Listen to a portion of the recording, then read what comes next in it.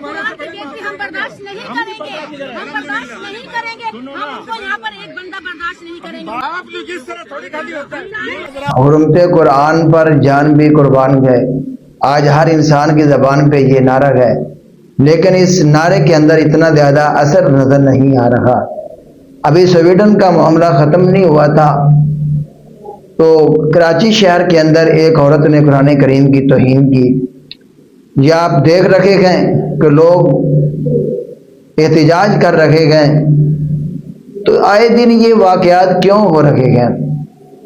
असल में जितनी देर तक मुकम्मल रोकथाम न की जाए उतनी देर तक ये चीज़ें ख़त्म नहीं हो सकती।